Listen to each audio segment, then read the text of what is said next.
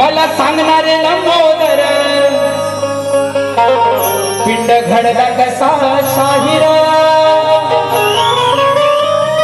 वर गेल्यावर बरोबर आहे मला सांगणारे लंबोदर कारण आपण काय सप्तस्वरांचा वाचन आहे बरोबर ना